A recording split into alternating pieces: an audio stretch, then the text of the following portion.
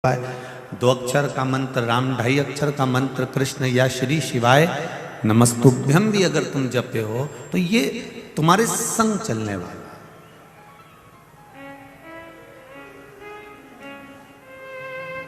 ये तुम्हारे साथ चलने वाला। जब तक मृत्यु लोक पर हो, जब तक ये श्वासें चल रही है, तब तक भगवान का भजन करते चलो।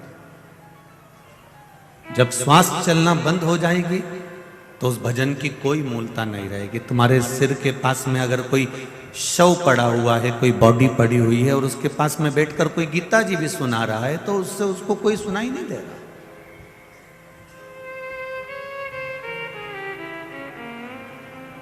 मरने के बाद अगर कोई तुमको अच्छे कपड़े भी पहना दे, अब तुमने देखा तो होगा, सब समझदार हो, ऐसे तो हो नहीं कि मरने के बाद जब अर्थी पर लेकर आते हैं, चिता पर लेटाने का जब समय आता है, अर्थी पर ले जाने का जब समय आता है, तो कितने अच्छे अच्छे कपड़े पहना कर ले जाते हैं, उसको पूरा श्रृंगार भी करेंगे।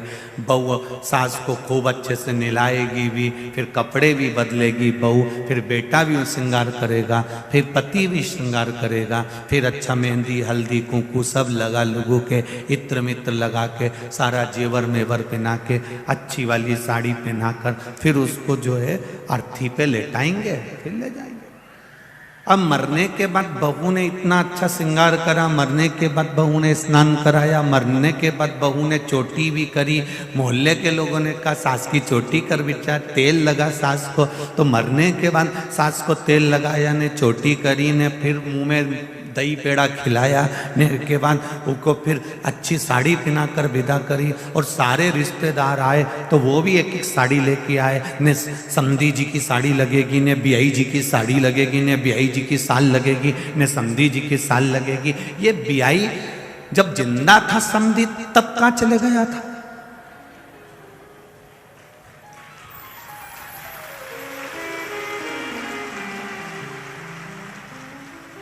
ये बहू इतना तेल लगा रही है, कंगा कर रही है, आंख से आंसुरा डालती जाए और जबरदस्ती का तेल लगाती जाए ने, महाबूर लगाती जाए ने, मेहंदी लगाती जाए। जब सास जिंदा थी तो रोज सुबह शाम कोसती थी। क्यों री इंदौर वाली हो? सही है कि गलत है? जब जिंदा थी तो फिर जब तो खूब कोसा।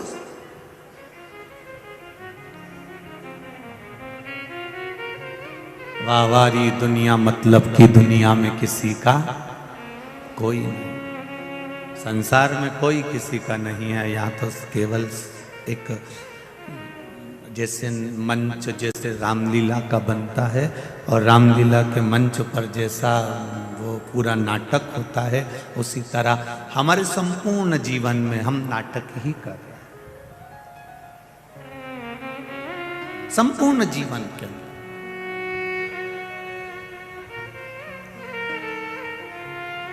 10-12 दिन सब रो लेते हैं,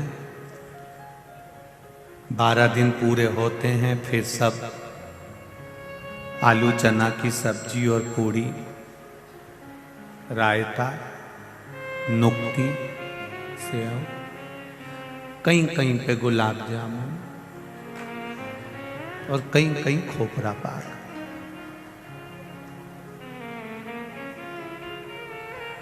और मरे में भी चैन नहीं है इनको,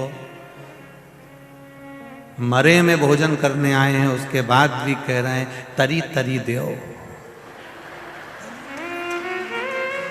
उसके बाद भी कह रहे हैं कि तरी तरी दो।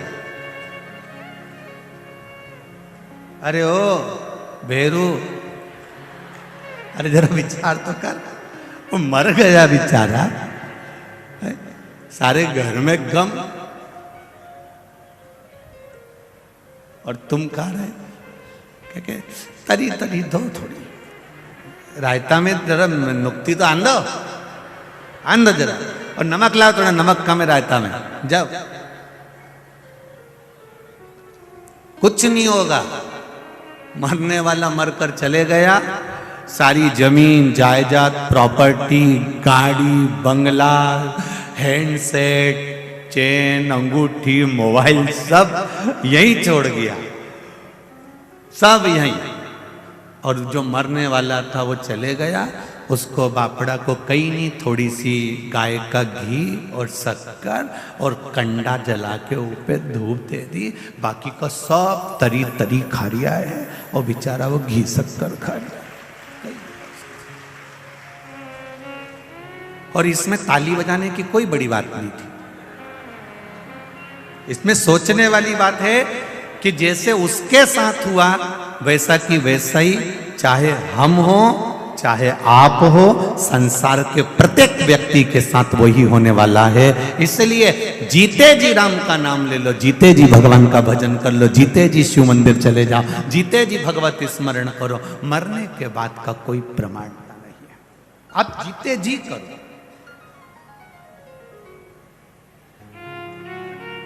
पहले जीजियों ने बहुत अच्छा एक भजन गाती थी, कभी प्यासे को पानी पिलाया नहीं, बाद अमृत पिलाने से क्या फायदा।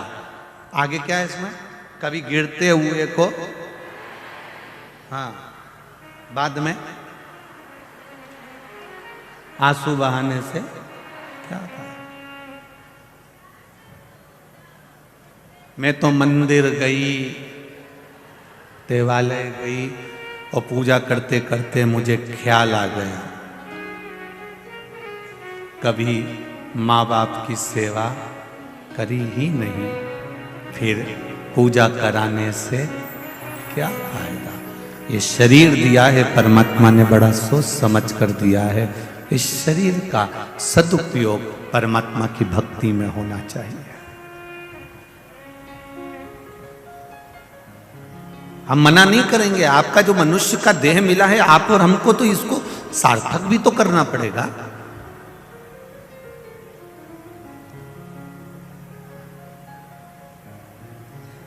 अगर ये मनुष्य का देह सार्थक नहीं हुआ, मानव का शरीर सार्थक नहीं हुआ, मानव का शरीर अगर सार्थकता की ओर नहीं गया तो जीवन बेकार। करो नौकरी, खूब दिल से करो, पर एक नौकरी मेरे परमात्मा की भी करी, एक नौकरी मेरे भगवान की भी करी। जब परमात्मा की नौकरी करोगे, और जो तुमने गवर्नमेंट की या प्राइवेट जो भी नौकरी करी है उसमें एक अंतर है। जो प्राइवेट नौकरी या सरकारी नौकरी या नौकरी या धंधा जो तुमने करा, वो सब अपने पत्नी, अपने बच्चों और अपने परिवार के लिए करा। जो दुकान पर बैठकर कमाते हो, क्या तुम पूरा की पूरा जो तुमने कमाया अपने ऊपर खर्च कर लेते हो? बोलो जरा, होता है ऐसा? नहीं। 10,000 रुपए कमाई करी तुमने दुकान पर बैठकर या नौकरी में, तो 10,000 तुमने अकेले अपने ऊपर खर्च नहीं करा। इतना बड़ा मकान तुमने बनाया, उस मकान में भी तुम्हारा खुद का रहना तो एक केवल जरा सा 6 फीट का जो 8 फीट का जो पलंग होता है उस पर कितना रात्रि विश्राम करा, सुबह उठे, स्नान करा और फिर दुकान चले गए। छोटी सी जिंदगी।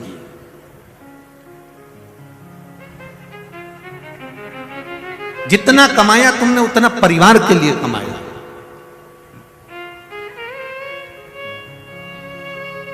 जितना कमाया आपने उतना बच्चों के लिए कमाया। पर जो दुकान पर, नौकरी में, सर्विस में, आपने व्यापार में जो कमाया वो पत्नी और बच्चों के लिए कमाया।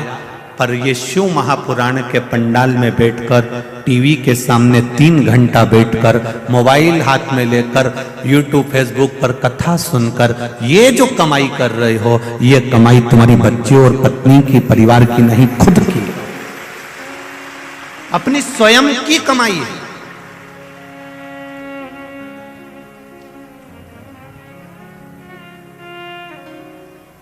विधायक संजय भैया मित्र मंडली कथा करा रही है और वो मित्र मंडली ने कथा कराई है, तो वो कथा अगर उन्होंने कराई है तो उस कथा का फल यही है कि अपने जीते जी अपनी जो कमाई हुई, अर्थात भगवत भजन की कमाई, राम नाम, कृष्ण नाम की कमाई, शिव नाम की कमाई, भगवत स्मरण की कमाई।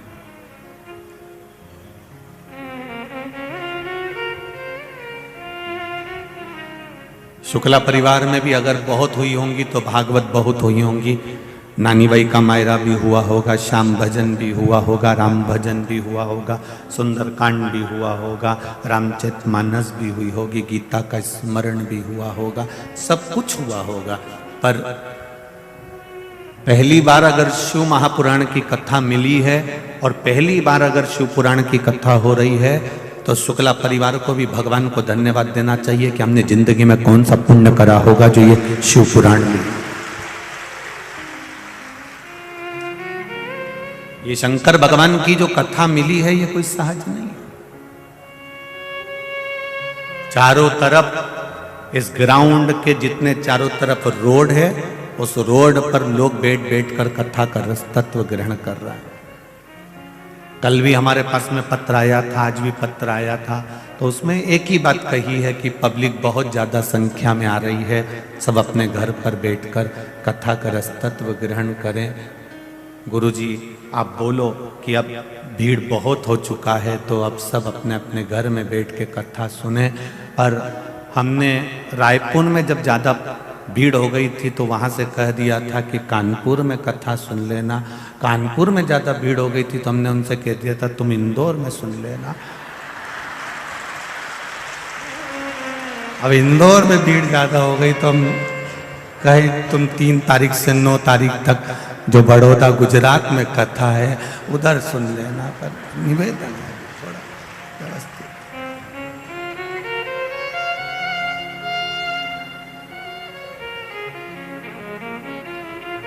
भक्ति है आपकी, आपका विश्वास है, आपका भरोसा है।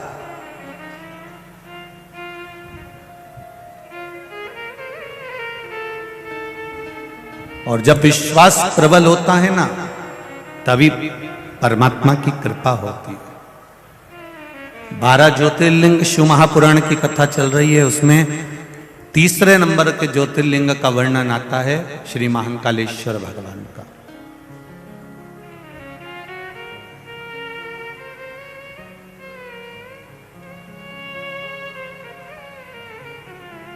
अवंतिका नरेश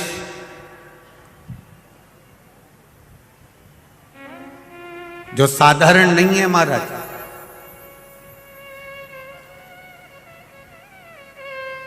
पूरी दुनिया में नगर का राजा, क्षेत्र का राजा रात भर रुक सकता है, पर अवंतिका की भूमि पर, उज्जैन की भूमि पर जहां पर मेरा महाकाल राजा बैठा है वहां दूसरा राजा नहीं रुक सकता।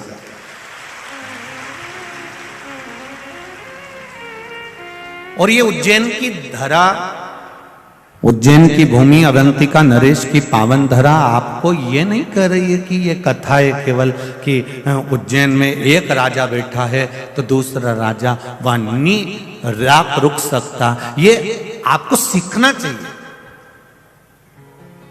जब उज्जैन में एक राजा बैठा है तो दूसरा राजा रात्रि भर, बोलो जम के, नहीं रुक सकता।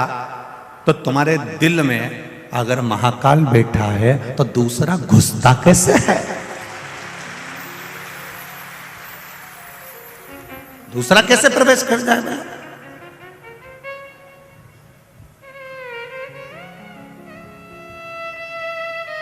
कई लोग कहते हैं धर्म परावर्तन हो रहा है, धर्म परावर्तन हो रहा है, लोग धर्म बदल रहे हैं, धर्म बदल रहे हैं, कोई हमारे सनातन धर्म को तोड़ा जा रहा है दूसरे। हम कहते हैं एक बार उसके दिल में, एक बार उसकी चित्त वृत्ति में, एक बार उसके मन में अगर देव अधिदेव महादेव आकर बैठ गए तो ये मेरा विश्वास है जब एक राजा बैठ जाता है तो दूसरा घुस ही नहीं पाता है।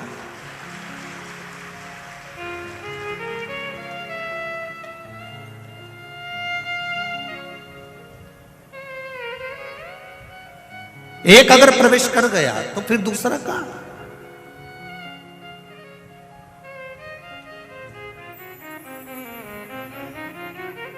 और जो एक बार अगर परमात्मा की कथा में पहुंच गया, एक बार भगवान शिव की भक्ति में पहुंच गया, एक बार भगवान शंकर की अविरल भक्ति की ओर पहुंच गया, जो एक बार भगवान शंकर से जुड़ गया, जो एक बार अपने घर पर पार्थिव शिवलिंग का निर्माण करने लगा या पूजन करने लगा या शंकर जी के मंदिर जाकर एक लोटा जल चढ़ाने लगा या भूल से भी एक बेलपत्री वो भगवान शिव के मंदिर पर चढ़ाकर आ गया, तो ये निश्चित है कि उसके दिल में मेरा महाकाल राजा विराजमान हो चुका है, अब वो भटकेगा नहीं, ये निश्चित था।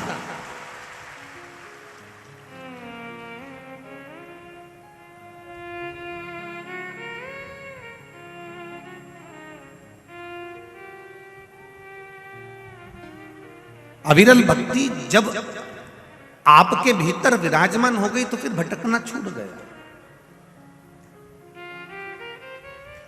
अपनी कीमत भी तो पहचानो कि हम कितने कीमती हैं।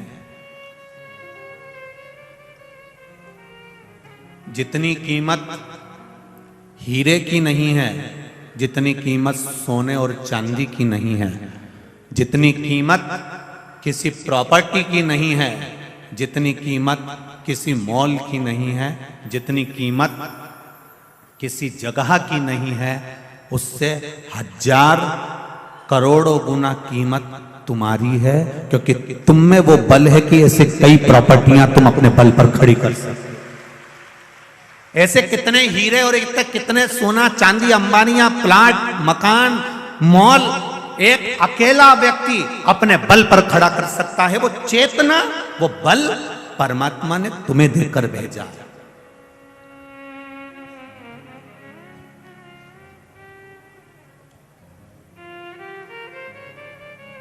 कई लोग रोते हैं आंखों में आंसू भर भर के, हम तो बहुत गरीब हैं गुरुजी, हम तो बहुत गरीब हैं। हम भी कह देते हैं जी काय की गरीब।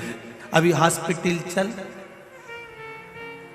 10 लाख की एक किडनी बेची आते हैं, दूसरी बेची, 20 लाख की खट्टा।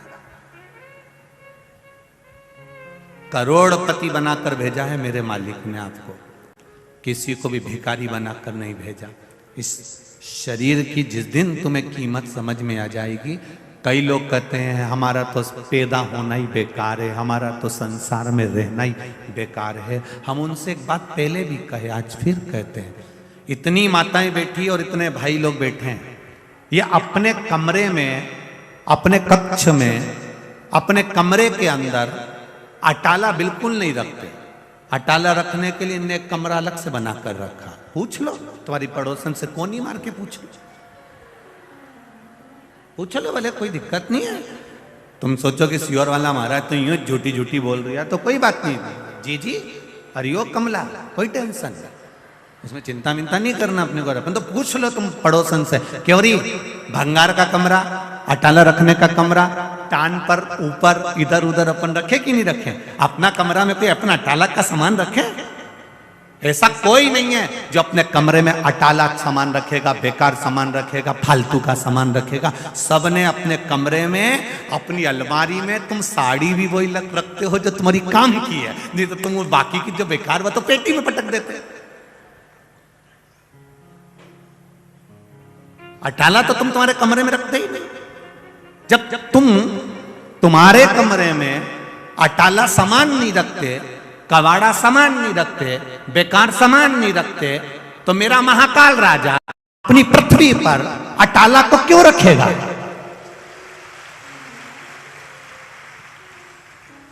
बैकुंठ भगवान विष्णु का है, ब्रह्मलोक ब्रह्मदेव का है, इंद्रलोक इंद्रदेव का है, पर मृत्यु लोक तो मेरे महादेव का है।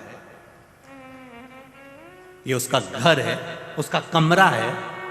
पृथ्वी पर भगवान उसी को पैदा करता है, उसी को जन्म देता है जिसको भगवान जानता है कि ये जन्म लेकर कुछ अच्छा कर सकता है, इसमें वो बल है, इसमें वो ताकत है कि ये संसार का उद्धार कर सकता है, उसको पैदा करता है।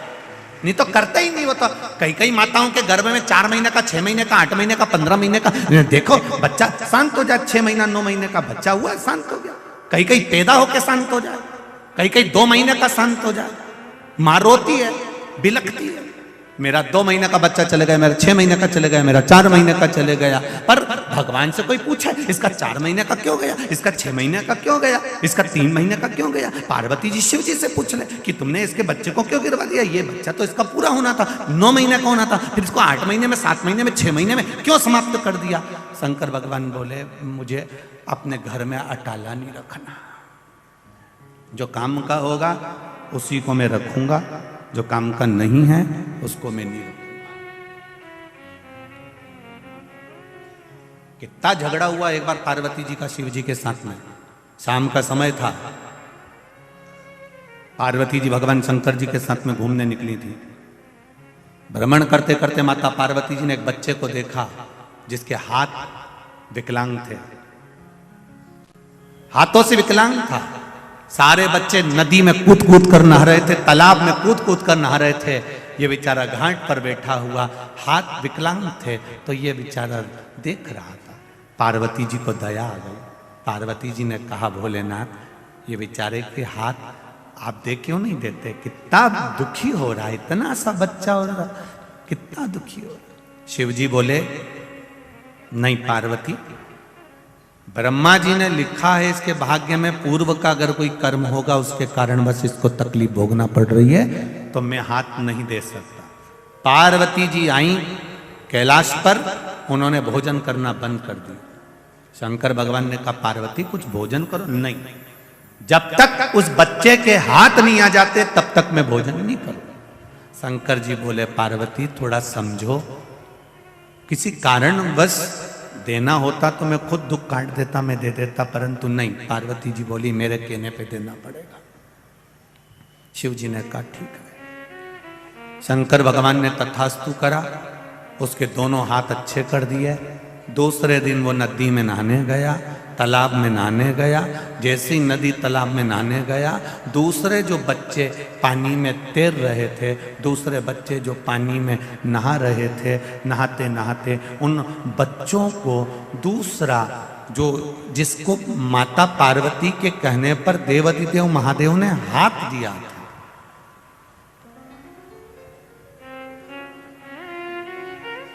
जिसको हाथ दिए थे माता पार्वती के कहने पर, वो बच्चा दूसरे बच्चे जो नहा रहे थे उनको पानी में डुबो डुबो कर मारने लगा।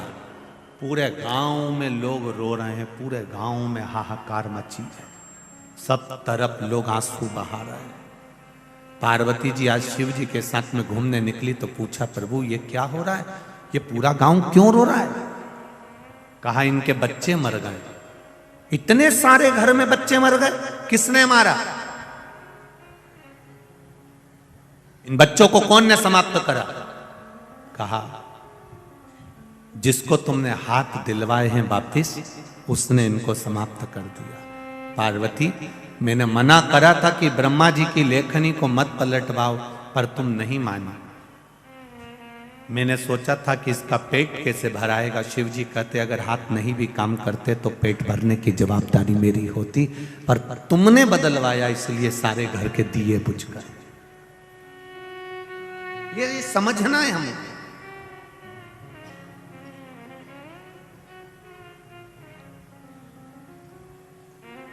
आप कितने कीमत वाले हो, आप कितने कितने कीमती हो, अपने आप की कीमत समझना। आप जरा जरा सी बात में ये मत कहना कि मैं मर।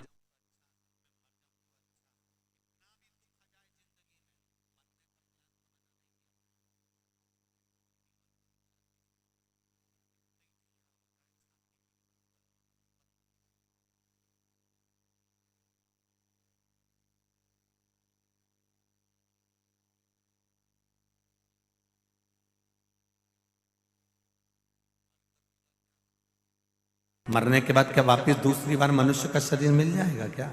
नहीं। ये मानव का जो शरीर मिला, इसकी कीमत समझो।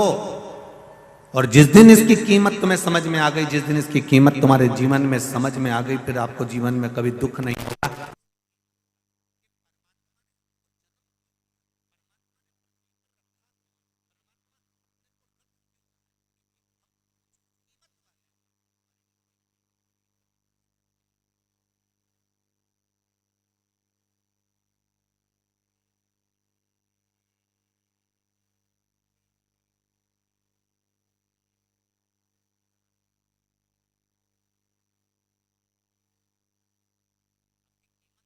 एक पत्र आया है, देखिए।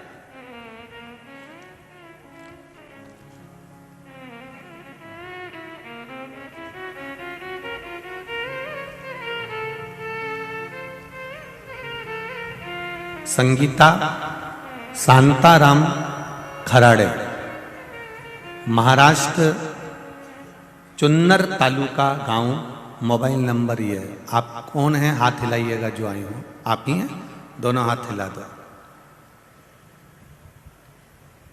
भोले बाबा की महिमा का क्या बखान करूं मैं गुरुजी। मेरे कैंसर जैसी भयानक बीमारी को ठीक कर दिया है बाबा ने। बाबा के पंडाल में बाबा को धोख लगाने के लिए आई हूं। बाबा,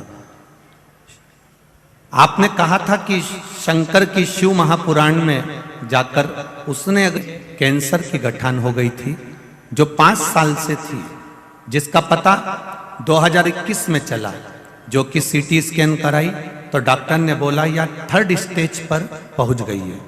इंद्राणी अस्पताल में दिखाया था, तब हमने डॉक्टर के कहे अनुसार 28 रेडिएशन कराए और 3 रेडिएशन पूना में हुए, 5 किए। इस बीच मुझे कोरोना भी हो गया। फिर हमने डॉक्टर को दिखाया तो 40 दिन के बाद फिर सीटी स्कैन हुआ। डॉक्टर ने बोला कि कैंसर पूरे शरीर में फैल गया है और पूरे शरीर में कैंसर फैल गया है और शरीर के सब अंग खराब हो गए हैं। इस सब का अब कोई इलाज नहीं है, खर्चा भी बहुत हो जाएगा 4-5 लाख का, बचना तो निश्चित नहीं है। डॉक्टर ने बोला ये कुछ समय के मेहमान हैं और मैंने खाना पीना चलना फिरना सब कुछ छूट गया और मैं पूरी तरह से पलंग पर बेड रेस्ट हो गई, पड़ी रहती थी दिन रात। गुरुदेव, फिर एक दिन मेरे व्हाट्सएप पर किसी का मैसेज आया कि प्रदीप मिश्रा जी की शिव पुराण सुनो। मेरे घर वालों ने उसी दिन कथा सुनाई। मैं बहुत रोई, भगवान शिव से प्रार्थना करने लगी। परिवार वालों से कहकर मैं शंकर के मंदिर गई और हाथ पकड़कर शंकर के मंदिर में जाकर जल समर्पित किया। उस जल को वहीं मंदिर में पिया। शिव जी पे चढ़ी, बेलपत्री खाना चालू करी, शिव मंदिर में झाड़ू पोछा करने लगी। बच्चों से कहा मैं मरने तो वाली हूँ, मुझे मंदिर के अंदर ही छोड़ दो। मंदिर में रहती, झाड़ू पोछा करती, शाम को घर आती, सो जाती। बाबा की कृपा से जो 3rd स्टेज का कैंसर था, जब जांच कराया तो कैंसर मेरे शरीर से जा चुका था और मैं ठीक हो चुकी हूँ। मैं बाबा को यहाँ धोख लगाने आई हूँ, प्रणाम करने के लिए। आराम है अब। मैं खुद, आपने लिखा है, मैं खुद चलकर बाबा को धोख लगाने आई हूँ। जो 2 कदम चल नहीं पाती थी, आज बाबा के दरवाजे में मैं खुद महाराष्ट्र से यहाँ प्रणाम करने आई हूँ। श्री शिवाय नमस्तुभ्यम। जी स्वस्थ रहिए, बाबा कृपा करे। श्री शिवाय नमस्तुभ्यम। बैठिए। ये विश्वास है हमारा, ये दृढ़ता है हमारी, ये भरोसा है हमारा।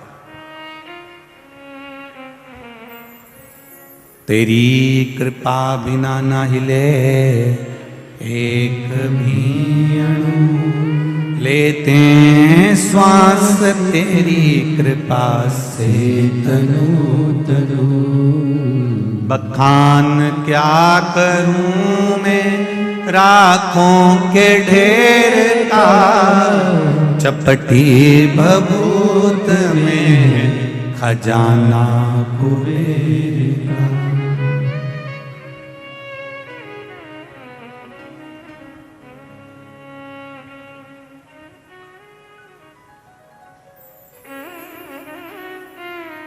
कोई ने एक मैसेज में लिखा,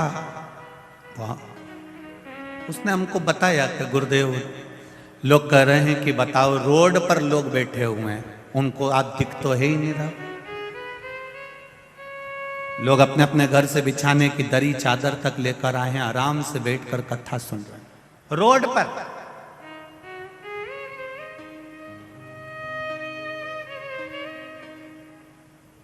ये इंदौर के इतिहास की पहली कथा है जहां रोड पर बैठकर लोग कथा श्रवण। पूरे ग्राउंड के आसपास जितनी रोड है सब जगह पर। उन्होंने कहा गुरुदेव, ये रोड पर बैठे हैं, ना दिख रहे हो आप, कथा का रसतत्व सुन रहे हैं, इसका क्या फल है?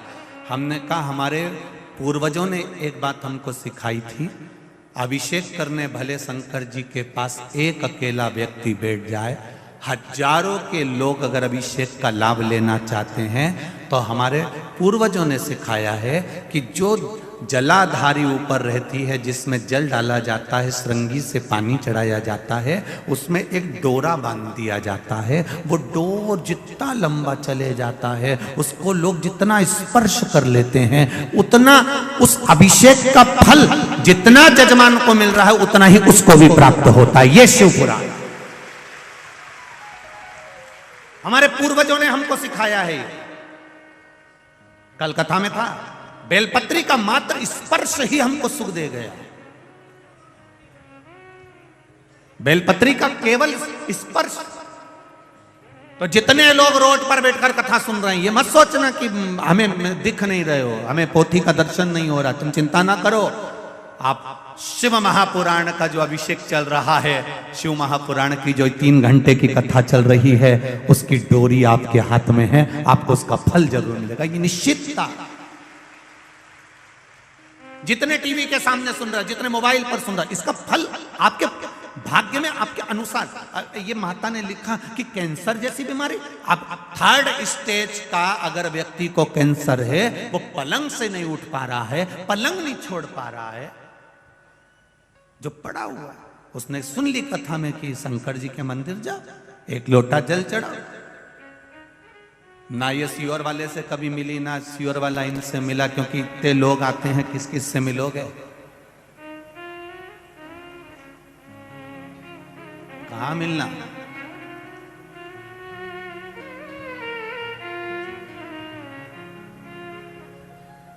समय नहीं इतना आपके पास भी कि आप हमसे मिले और या हम आपसे मिले, इतना समय किसी के पास नहीं। केवल आप लोगों का जो भाव है इन पत्रों के माध्यम से आ जाता है, वो भी जितने पढ़ाते हैं पढ़ लेते हैं, बाकी के यहाँ पर रखे रहते हैं। इंदौर वालों के लिए छोड़ के चले जाएंगे, बाद में तुम पढ़ते रहना, आराम से बैठकर निकालते रहना। उसमें मोबाइल नंबर भी है, सबसे बात भी कर लीजिए। खुशी जीवन की आपको। उज्जैन के महाकाल बाबा का 3 ज्योतिर्लिंग का जो वर्णन किया गया, यह साधारण नहीं है मेरा महादेव। उज्जैन महाकाल राजा जहां बैठे हैं उसमें दूसरा राजा प्रवेश नहीं कर सकता। उसी तरह जिसके दिल में शिव आकर बैठ गए, फिर दूसरे धर्म का व्यक्ति चाहे कितना भी लोभ दे दे, कितना भी उसको लालच दे दे, वो जाता ही नहीं है, टलता ही नहीं जाएगा।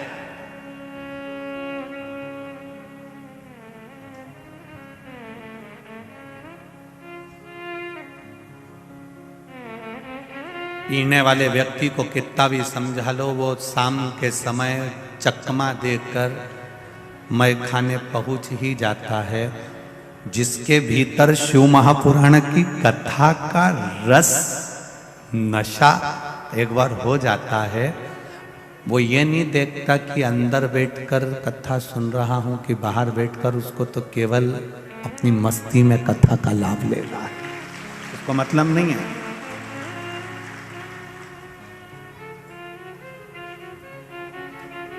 शिव भक्ति का जो बल है वो साधारण बल है। कितना सुंदर वृत्तांत कहा। अवंतिका नगरी में एक ब्राह्मण रहता था।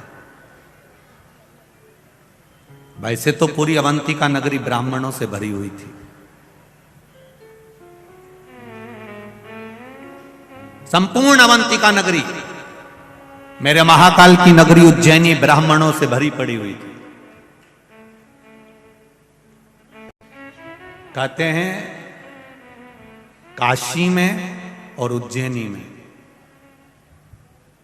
ये 2 जगह पर सबसे ज्यादा ब्राह्मण जन निवास करते थे, और उज्जैनी पूरी ब्राह्मणों से भरी पड़ी हुई थी। एक ब्राह्मण उस उज्जैनी, सारे ब्राह्मण कर्मकांडी थे, पूजन करते थे, अर्चना करते थे, संध्या करते थे, भगवत भजन करते थे, स्मरण करते थे, भगवान से लाड लड़ाते थे, शिव आराधना में लगे रहते थे, भगवान की अविरल भक्ति में लगे रहते थे, सब शिव में डूबे हुए, सभी शंकर भगवान में डूबे हुए।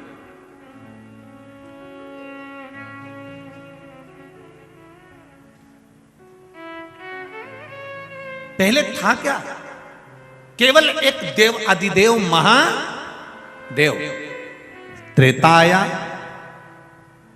तब मेरे राम जी आए, द्वापर आया तब मेरे, जम के बोलो जरा, भगवान कृष्ण आए। त्रेता आया तब राम जी आए, द्वापर आया तब कृष्ण आए। इससे पहले थे के केवल एक शिव, केवल एक नारायण, केवल एक ब्रह्मा। ब्रह्मा विष्णु महेश का एक स्वरूप, लिंग स्वरूप में भगवान शंकर के एक स्वरूप में विराजमान था।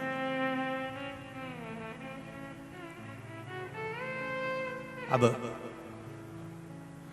पूरे अवंतिका में ब्राह्मण ही ब्राह्मण, एक ब्राह्मण एक ऐसा था जिसको वेद की प्रियता थी, जिसको भजन की प्रियता थी, जिसको भक्ति की प्रियता।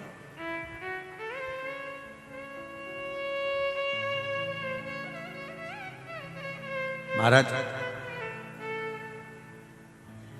उस ब्राह्मण का नाम था वेद प्रिय, बड़ा विद्वान, सारे ब्राह्मणों के साथ में रहना, सब ब्राह्मणों के साथ में मिलकर भगवत भजन करना, सब ब्राह्मणों के साथ में मिलकर भगवान शंकर की भक्ति करना। अब शिव की भक्ति में दिन रात डूबा रहता था, दिन रात।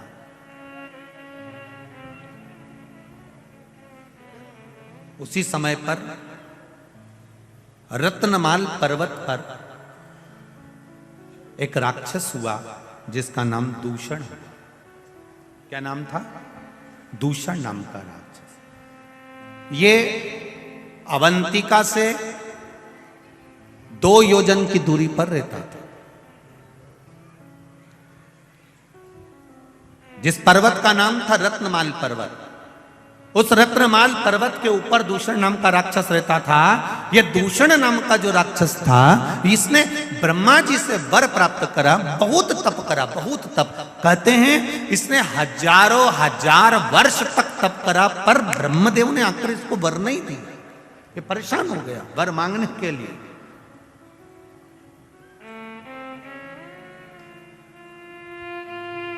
आखिरी में ब्रह्मा जी को फिर आना पड़ा और ब्रह्मा जी ने कहा, मांग तुझे क्या चाहिए? तो उसने एक बात कह दी, अगर देना चाहते हो तो मुझे दीजिए कि मेरे प्राण न छूटे। ब्रह्मा जी ने कहा, यह तो हो नहीं सकता कि तू मरेगा नहीं, मरना तो पड़ेगा। जन्म लिया है, मृत्यु लोक में आए हो, इस पृथ्वी पर अगर जन्मे हो तो मरना निश्चित है। यह आपको पहले भी कथा में कहा कि बादाम खाओगे तो भी मरोगे, नी खाओगे तो भी मरोगे, रोटी खाओगे तो भी मरोगे, नी खाओगे तो भी मरोगे, कथा सुनोगे तो भी मरोगे, नी सुनोगे तो भी मरोगे। हाँ, कहीं का महाराज तुम्हें गारंटी दे दे कि तुम कथा सुनोगे तो नहीं मरोगे, तो हमको भी मिला देंगे, हम और 25-50 साल ज्यादा कथा और बात चलेंगे, उसमें क्या दिक्कत?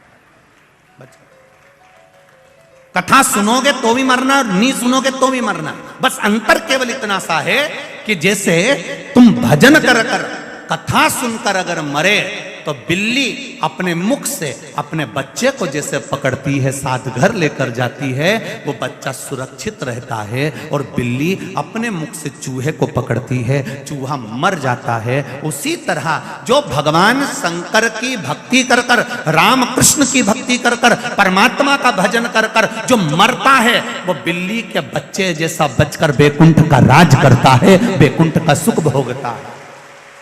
और जो परमात्मा की भक्ति में नहीं डूबा, केवल शरीर को सुंदर बनाया, अच्छा अच्छा कपड़ा पहना, खूब परफ्यूम लगाया, 2 घंटे तक धागे से सेट कराया, जिसने अपनी जिंदगी पूरी केवल ऐश और राम में निकाल दी, कभी मुख से राम नहीं किया, कभी मुख से कृष्ण नहीं किया, कभी मुख से शिव नहीं किया, कभी अपने बुजुर्गों का सम्मान आदर नहीं करा, कभी घर के बड़ों के सत्कार में खड़े नहीं हुए, फिर इनकी जिंदगी वो चूहे जैसी होती है जो कभी भी निपटता है तो बड़ा भयंकर निपटता है, बड़ा भयंकर।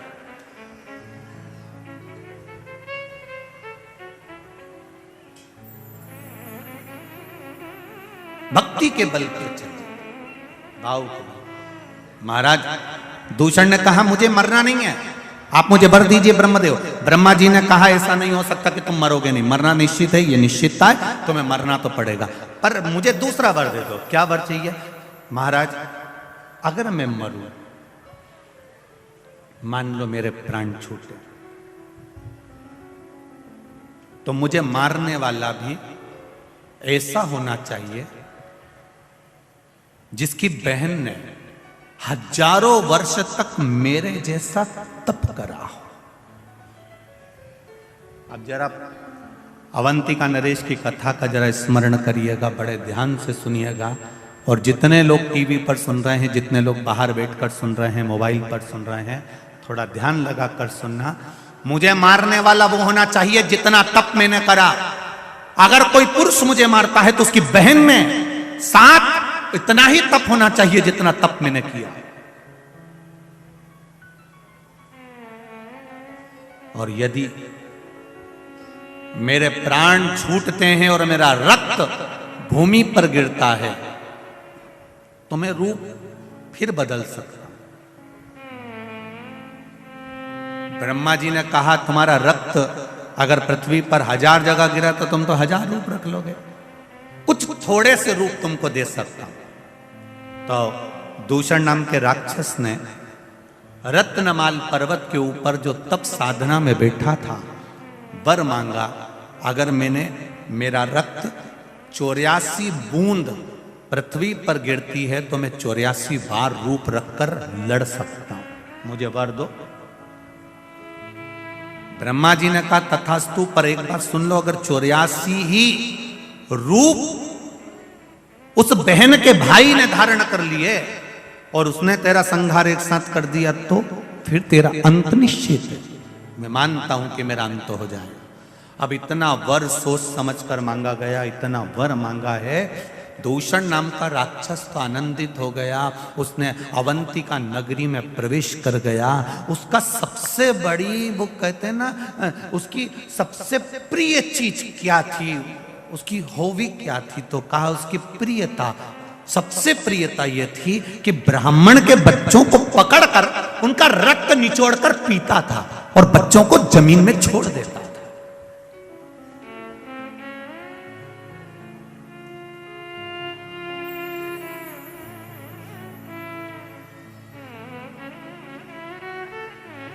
कई लोग कहते हैं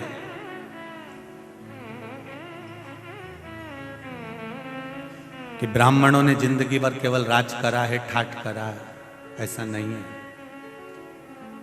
पूरी पृथ्वी के जितने मंदिर हैं, देवालय हैं, जितने पूजा स्थल हैं, जितने सरोवर, जितने कुंड, जितनी नदियां, जितने तालाब, जितनी बावड़ियां हैं, इन जगह पर जाकर आप इतिहास पढ़ेंगे और सुनेंगे तो आपको मिलेगा सबसे प्रथम में बलिदान देने के लिए भी ब्राह्मण ही खड़ा होता था। निश्चितता। ये जितनी भी कथाएं होती है ना, सत्यनारायण जी की कथा देख लीजिए तो आपको मालूम पड़ जाएगा एक गरीब ब्राह्मण था। एकादशी की कथा निकालिए, उसमें जाएगा एक गरीब ब्राह्मण था। सारी कथाओं को निकाल कर देखिए, उसमें लिखा मिलेगा आपको कि एक गरीब ब्राह्मण था। इस जगह पर किसी बढ़िया को नहीं बोला, इस जगह पर किसी अन्य व्यक्ति को नहीं बोला। क्यों? ब्राह्मण का नाम लेकर मार्ग इसलिए करा गया जिससे ब्राह्मण अपने भीतर शांति रखता है। अगर उसका नाम लिख भी दिया तो उसको कोई चिंता नहीं है, कम से कम हमारी नाम पढ़कर लोगों को मार्ग तो मिल जाएगा, लोग संभल तो जाएंगे, लोग सुधर तो जाएंगे। ठीक है, उतना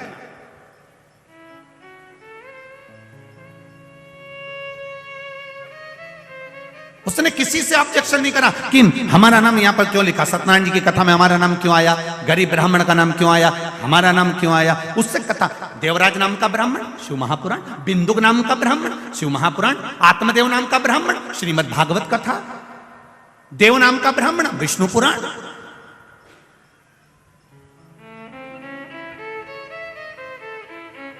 कल्याण नाम का ब्राह्मण कूर्म पुराण। आप उठाओ, एक एक पुराण में सबसे पहले कथा चालू होती है तो वहां पर उसके क्यों, क्योंकि उससे अगर कथा का प्रारंभ हो रहा है तो कोई को ये बुरा ना लगे। कहीं अगर किसी व्यक्ति का नाम लिख देते, किसी अन्य वर्ण का स्मरण कर देते तो उनको लगता कि हमारा नाम लिख दिया, तो उन्होंने कहा इसी का लिख दो, इससे मार्ग तो मिलेगा। कोई बात नहीं है, सहनशील है, शांति का प्रतीक है, इसके भीतर धीरजता रहेगी, कोई बात नहीं। तो यहां वर्णन किया वेद प्रिय नाम का ब्राह्मण और इस दूषण नाम का राक्षस रत्नमाल पर्वत से नीचे आया, नीचे आकर अवंतिका में प्रवेश कर गया। अवंतिका में प्रवेश करते करते उसने तुरंत ब्राह्मण के बच्चों को रूप धर कर जाता था ब्राह्मण के घर में, खूब बड़ा शास्त्री बनकर जाता था और ब्राह्मण के बच्चों को कहता था कि मैं तुमको विद्या दूंगा, आपके बच्चों को मेरे साथ में लगाइए। और ब्राह्मण के बच्चों को जब विद्या अध्ययन के भाव से लेकर जाता था, उनको बाहर निकलकर निचोड़ कर रक्त पी जाता था। सारे ब्राह्मणों के घरों में रोज का हाहाकार मचा होता था, रोज रोते थे, रोज आंसू ढलते थे, प्रतिदिन शव निकलते थे, बिलखते लोग।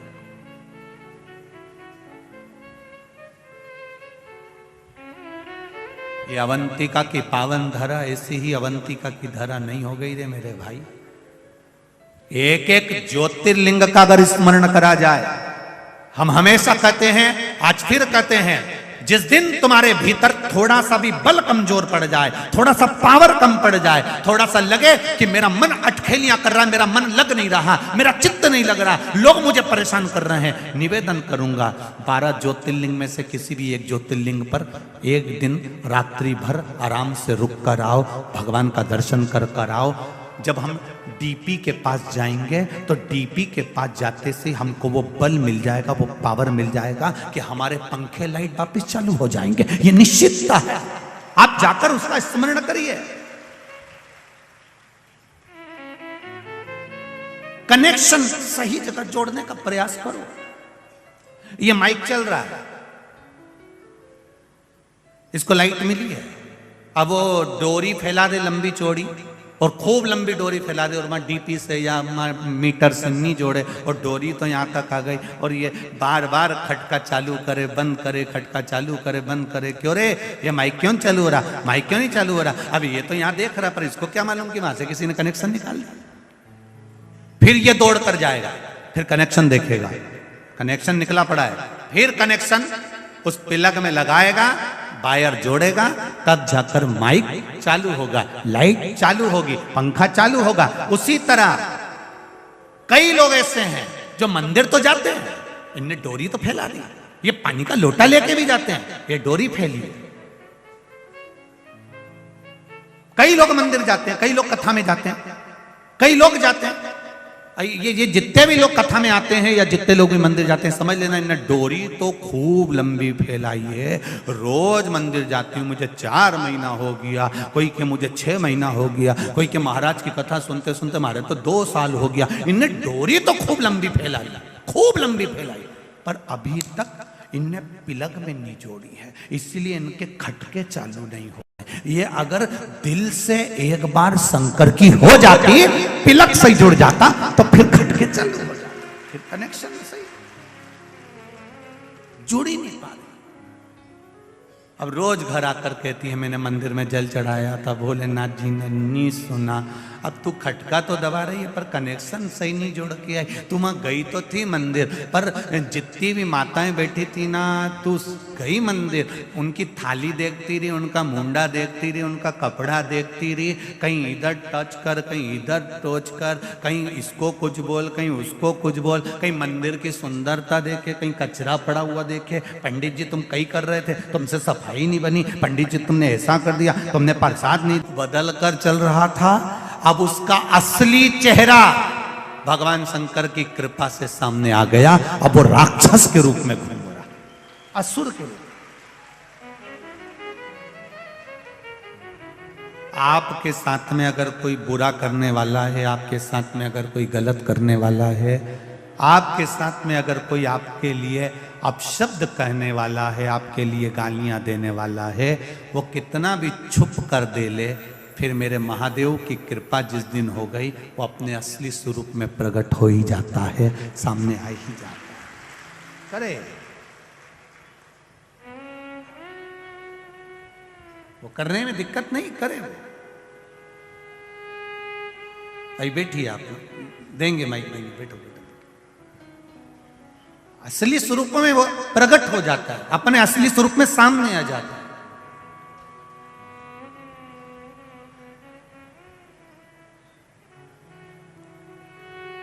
महाराज राक्षस अपने असली स्वरूप में आ गया। अभी तक ज्योतिषी का रूप रख रहा था, ब्राह्मण का रूप रख रहा था, जोगी सन्यासी का रूप रख रहा था, संत महात्मा का रूप रख कर आता था, और ब्राह्मणों के घर में जाता और ब्राह्मणों से कहता मैं इनको विद्या अध्ययन कराऊंगा, और उन बच्चों को लेकर चले जाता, उनका रक्त निचोड़ कर पी जाता। अब अपने असली स्वरूप में आ गए, अब असली स्वरूप में प्रकट हो गया। आप भी करो शंकर की भक्ति। एक लोटा जल लेकर जब शिव जी के मंदिर में जाओगे ना, तो तुम्हारे सामने भी कई सारे राक्षस प्रकट हो जाएंगे, तुम्हारे सामने भी आएंगे। कोई कोई तुम्हारे ऊपर उंगली उठाएगा, चल दी गुरु जी की चेली, चल दी शंकर जी के मंदिर। क्या होता है लोटा भर के जल चढ़ाने से? जो तुमको ज्यादा ज्ञान देना कि शिव जी को जल चढ़ाने से क्या होता है, शंकर भगवान के मंदिर जाने से क्या होता है, तो उनसे हाथ जोड़कर कहना इतना जोरदार ज्ञान तू अपनी लुगाई को क्यों नहीं देता? हमको ज्ञान दे रहा है, अपनी लुगाई के तो समझा। एक बार जरा चंद्र घंटा से बोल के तो देख, तेरा पूरे अच्छे से ही तेरे को मंदिर का घंटा बना देगी। तो बोलना उससे बोल कि हरतालिका तीज का पूजन करने से क्या होता है, करवा चौथ का व्रत करने से क्या होता है, शिवरात्रि का व्रत करने से क्या होता है, सावन के महीने में शंकर जी की पूजन करने से क्या होता है, भगवान शंकर का अभिषेक करने से क्या होता है, ब्राह्मण को घर में पूजन कराने से क्या होता है। तू अपनी धर्मपत्नी को समझाना, दुनिया को ज्ञान दे रहा है, कुछ नहीं होगा। लोटा भर के जल चढ़ाने से कुछ होता है? ये पत्र ये सब फालतू के क्या लिखा है? मैं सीमा राजकुमार नागपुरे इंदौर से हूं। कहीं बैठी हो सीमा जी तो हाथ हिलाइएगा। आप ही हैं? श्री शिवाय नमस्तुभ्यम। दोनों हाथ हिला दो एक बार ऐसा। मैं सीमा राजकुमार नागपुरे इंदौर से हूं। गुरुदेव को सादर प्रणाम। मुझे 3 साल पहले उल्टे ब्रेस्ट में गठान हो गई थी, जिसका ऑपरेशन कराने के बाद गठान की जांच कराई गई। जांच में कैंसर पाया गया। कैंसर 3रे स्टेज पर था। फिर डॉक्टर बोले आपका ब्रेस्ट निकलेगा। फिर मेरे ब्रेस्ट निकालकर ऑपरेशन हुआ। कीमोथेरेपी हुई। मुझे 8 किलोग्राम 8 कीमो लगे। 8 कीमो पूरे होने पर 2021 में मुझे फिर दूसरे ब्रेस्ट में गठान हो गई। तब मैंने 2021 से ही आपकी शिव महापुराण की कथा सुनना प्रारंभ कर दी। जब मेरे दूसरे ब्रेस्ट में गठान हो गई और फिर बताया, आपने टीवी पर जो उपाय बताया था वो करना प्रारंभ करा। एक बेलपत्री शिव जी को चढ़ाकर खाना, जल चढ़ाकर शिव जी को आना। मैंने करना चालू कर दिया। भोले बाबा को जल चढ़ाती, बेलपत्री खाती, बाबा से रोज विनती करती, बाबा से बेलपत्र मांग कर लाती, बाबा मुझे औषधि दे दो, मेरे शरीर में फिर गठान हो गई है, बाबा इसको गला दीजिए। यह मैं कुंदकेश्वर महादेव का नाम लेकर करती, जैसा आपने बताया था। बाबा को रोज बोल कर आती और औषधि बना दो बाबा, ऐसा कहकर लेकर आती। बाबा की कृपा, गठान को गलाने का कहती। गुरुजी भोले बाबा ने ऐसी कृपा करी कि मैं वर्णन नहीं कर सकती। मेरी 1 महीने के अंदर जो दूसरी गठान हो गई थी, डॉक्टर को दिखाया तो पूरी गठान गल चुकी थी। मैं कैंसर से बच गई। मैं बाबा को यहाँ प्रणाम करने के लिए आई हूँ। गुरुदेव मुझे जमकर खांसी हो गई, क्योंकि कैंसर का शरीर था। फिर जमकर जब खांसी हुई, फिर मैं वापस डॉक्टर को दिखाने के लिए गई, तो डॉक्टर ने आश्चर्य करा और मेरी खून की जांच हुई। जब खून की जांच कराई गई, सारी जांच देखी गई, तो मेरी सारी जांच नॉर्मल आई और मेरे शरीर से कैंसर भी समाप्त हो गया। मैं बाबा को प्रणाम करने आई हूँ। ये मेरी कैंसर की जांचें लगाई है मैंने, पूरी जांच मेरी कैंसर की लगी हुई हैं। जहाँ जहाँ मेरे को कैंसर हुआ दिखाया गया, हॉस्पिटल के साले पर्चे मैं लगाकर भेज रही हूँ। शिव किसको कहते हैं बाबा? शंकर का 1 लोटा जल और 1 बेलपत्री में वो बल है जो दुनिया में कहीं नहीं हो सकता। बैठिए बहन। श्री शिवाय नमस्तुभ्यम। हर हर महादेव। बैठ जाइए। तेरी कृपा बिना न हिले एक भी लेते हैं श्वास, तेरी कृपा से तनु तनु। जो तुमको ज्ञान दे। लोटा भर के जल चढ़ाने से क्या होता है? शिव जी पे बेलपत्र चढ़ाने से क्या होता है? उनसे क्यों अपनी लुगाई को समझाओ, हमें ज्ञान मत दो। धर्म में अगर आदमी घुसता है, प्रवेश करता है, तुम कभी नहीं टोकते, पर सनातन धर्म में आगे बढ़ता है तो 25 बार उंगली उठाते हो। तुम सनातन धर्म के विरोधी हो।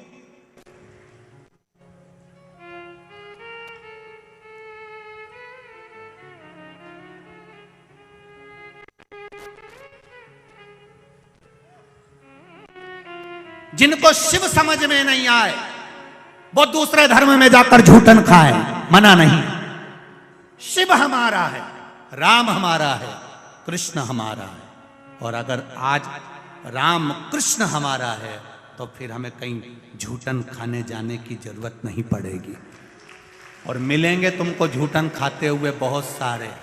25 दिसंबर जब आए तो देख लेना, ढेर सारे झूठन खाते हुए नजर आएंगे 31 पे।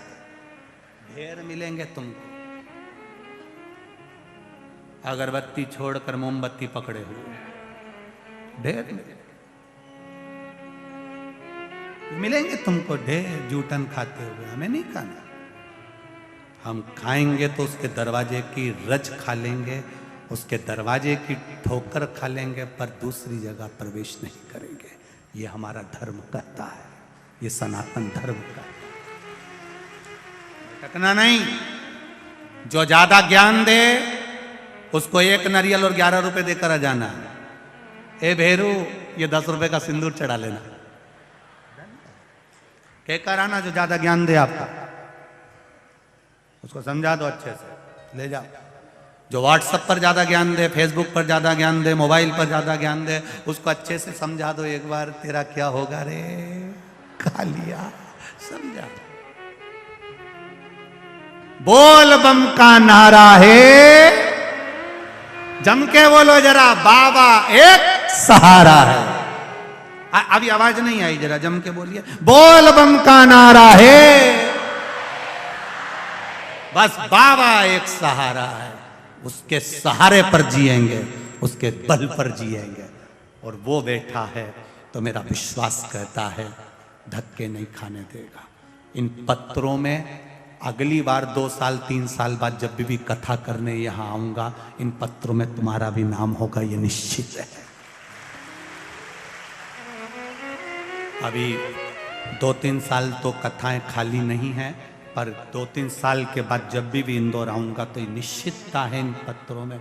ये इंदौर वालों के भाग्य हैं जो आज कथा सुन रहे हैं। इसके बाद तो 2 साल 3 साल 4 साल तक जो भी योग लगेगा तब कथा का योग लगेगा। पर इंदौर वासियों को जो कथा मिली है, ये विश्वास रख कर कहता हूँ जीजियों, दिल से सुनना। मेरा महादेव जब भी देता है तो छप्पर फाड़ कर देता, खाली नहीं छोड़ेगा, निश्चितता है उसका। उसका नाम कुबेर भंडारी है, वो भंडार करता। लगे सेवा में, आज बजरंग दल के लोग लगे हैं, विश्व हिंदू परिषद के लगे हैं, हिंदू उत्सव समिति लगी है, दुर्गा वाहिनी लगी है, आरएसएस के भक्त लगे हैं, सेवक लगे हैं, चारों तरफ हर तरह का व्यक्ति सेवा दे रहा है प्रत्येक। और आज तो भगवान ने कृपा कर दी इंदौर वालों पर, कई जगह पर लोग प्रसाद वितरण कर रहे हैं, कोई हलवा बांट रहा है, कोई कुछ बांट रहा है। ये इंदौर वालों के ऊपर भगवान भोलेनाथ की कृपा हो गई। भक्तों का भाव ये जानते हैं, मौका नहीं मिलेगा। आज कौन से दिन की कथा हो गई, बोलो जम के बोलो जरा। 4 दिन, 3 दिन और बचे, 2 दिन की सही चलेगी, तीसरे दिन को सुबह की कथा बात कर सीताराम जी हम भी चले राम जी। भगवत भजन करते रहो, जिंदगी में आनंद लेते। हर ब्राह्मण ने, हर प्रिय ने अपने पिता से कहा, आज दूषण नाम का राक्षस अपने असली स्वरूप में आ गया। शिव जी के सामने असली स्वरूप आता जरूर है। जो तुम्हारे पीठ पीछे गड़बड़ करता है वो एक दिन तुम्हारे चरणों में पड़ा मिलेगा, ये निश्चितता है। ये मेरा शिव है, ये मेरा शंकर, ये मेरा ओघड़ी है, ये मेरा दयालु दातार है, ये मेरा भंडारी है, कुबेर महाकाल राजा। सामने आ गया दूषण। दूषण ने आज वेद प्रिय के बेटे को हर प्रिय को उठा लिया। इसको ये नहीं मालूम था कि ये मिट्टी का स्पर्श कर लिया था, वो मिट्टी जो शंकर भगवान का शिवलिंग का निर्माण कर रही है। हर प्रिय को उठाया, इतनी देर में सारे ब्राह्मणों ने शिव जी को पुकारा। शंकर भगवान कालों के काल महाकाल बनकर प्रकट होने वाले थे। इतनी देर में वेद प्रिय के पास में शिव जी ने आकर कह दिया, सुनो वेद प्रिय, मैं प्रकट तो हो जाऊंगा, दूषण को मार भी दूंगा, मना नहीं है, पर अगर इसका रक्त पृथ्वी पर गिर गया तो ये 84 रूप रख लेगा, और मैं 84 रूप नहीं रख सकता, क्योंकि मैं इस भूमि पर निवास करता हूं, इस पृथ्वी पर रहता हूं, मैं रूप नहीं रख सकता। लोगों के शरीर में देवी जी आती है, देवता जी आते हैं, सब्र आते हैं, पर किसी के शरीर में महादेव नहीं आते, क्योंकि महादेव कहीं गए नहीं, यहीं की यहीं है, तो आके करेंगे क्या, वो तो पहले ही है। और कहीं का घूमता घूमता कह दे कि मुझे महादेव आ गए, तो उसको धतूरा चढ़ा देना, कांटे वाले धतूरे लिया, एक बोरी भर के चढ़ा दो, थोड़ी देर बाद महादेव निकल जाएंगे बाहर, रहेंगे नहीं। जब सब दूर से चुभेंगे ना तो अपने आप निकल जाएंगे। किसी को महादेव नहीं कही ना, बहुत अच्छे से समझ लेना। तुम हलवा बना रही थी,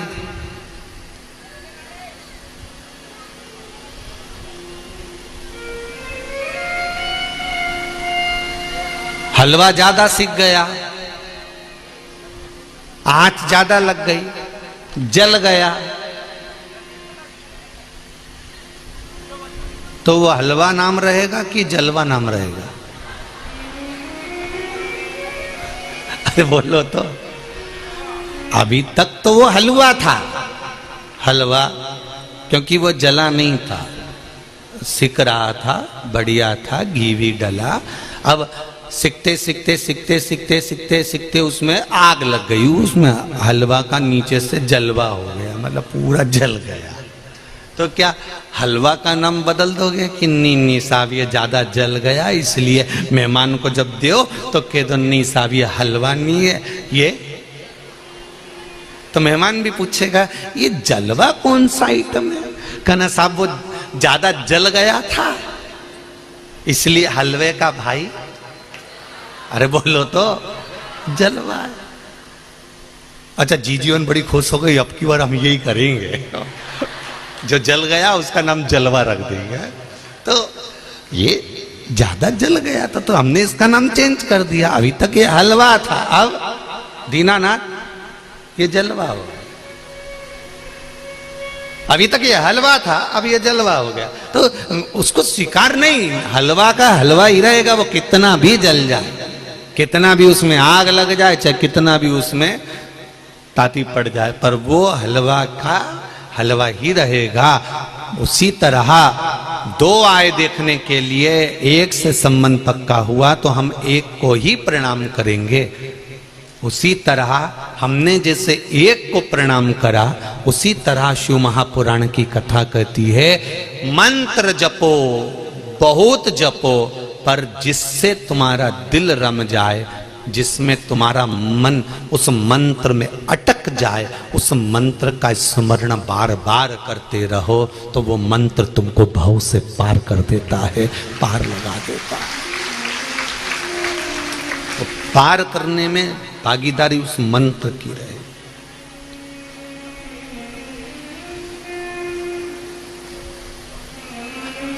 कभी भगवान ने नहीं कहा मुझे ये सामान देना। भगवान एक बात जरूर कहता है, तेरे चलते समय में, तेरे चलते हुए व्यापार में, तेरे चलते हुए समय में, तेरे चलते हुए जीवन में से थोड़ा सा जो मिल जाए वो करते चलो।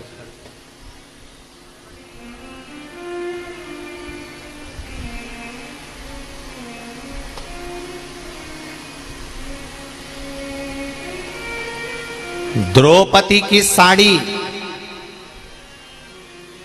दुशासन ने पकड़ी, परिवार वाले पास में बैठे थे, कोई बचाने आया? अरे जम के तो बोलो छत्तीसगढ़ के, नहीं।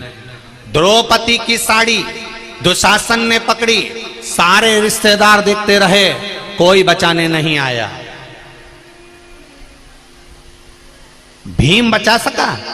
नहीं। साड़ी दुशासन ने पकड़ी, कोई नहीं बचा पाया। नाड़ी डॉक्टर ने पकड़ी, कोई नहीं बचा पाया। साड़ी भगवान कृष्ण ने बचाई थी, तो नाड़ी भी भगवान ही बचा सकता है, उसके सिवाय कोई।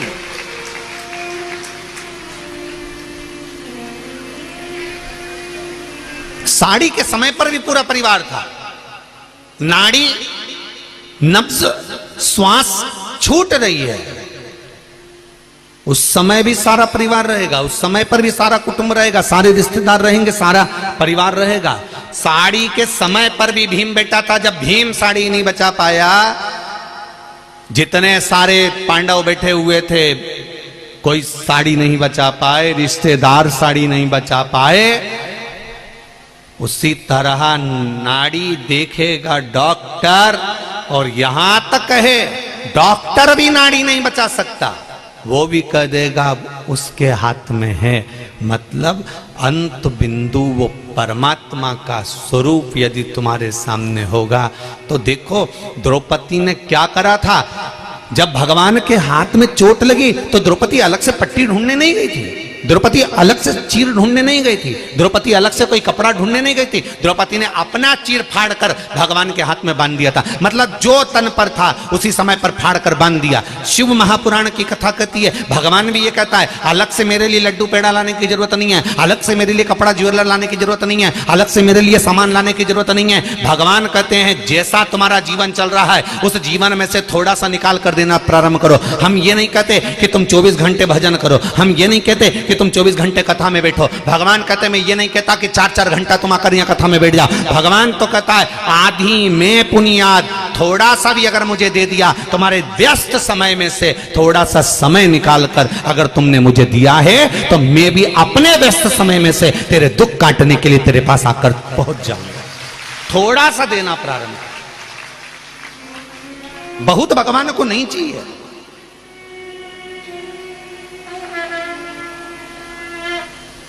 भगवान को बहुता में नहीं चाहिए, भगवान को तो थोड़ा चाहिए, और उस थोड़े में भगवान को आनंद का अनुभव हो जाएगा। थोड़ा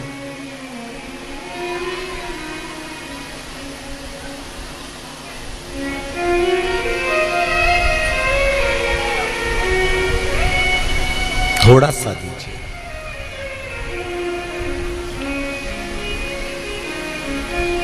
देखिए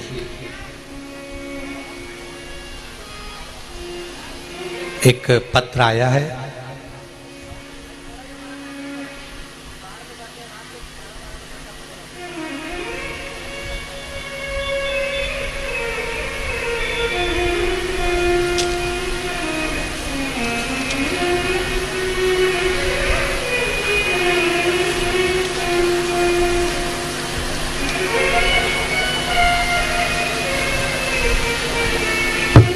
ऐसा पत्र जीवन में पहली बार आया है।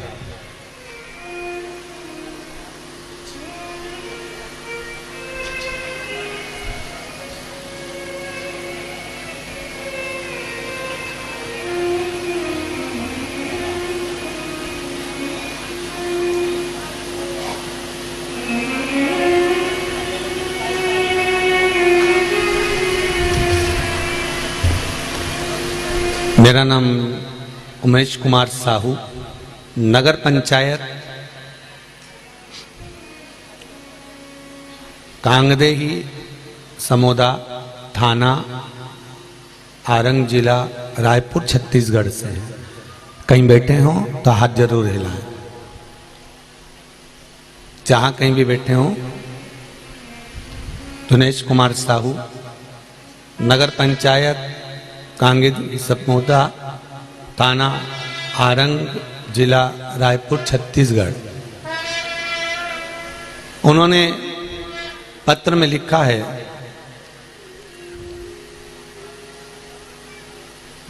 मेरी उम्र 20 वर्ष है। मैं नगर पंचायत कंगदेही, समोदा आरंग जिला रायपुर छत्तीसगढ़ का रहने वाला हूं। मेरे घर में मेरी दादी जी द्वारा वृंदावन से लड्डू गोपाल की मूर्ति लाई थी, जिसे मैंने अपनी पूजा स्थल पर रखा हुआ था। अभी हाल ही में दिनांक 25/7/2022 को किसी ने वो मूर्ति हमारे घर से सामान के साथ में चोरी कर ली। तभी मैंने अपने मोबाइल से YouTube खोलकर आपकी पंचमुखी रुद्राक्ष और शंकर वाली उपाय के बारे में सुना, जिसमें आपने बताया था कि कोई वस्तु अगर घूम जाती है या कोई चीज खो जाती है तो उसको पाने का तरीका क्या है। भोलेनाथ की कृपा से मैंने वो उपाय किया, दुर्गा मंदिर में पहुंचकर मैंने वो उपाय किया। उसके बाद में मैं मेरी दादी से कहकर,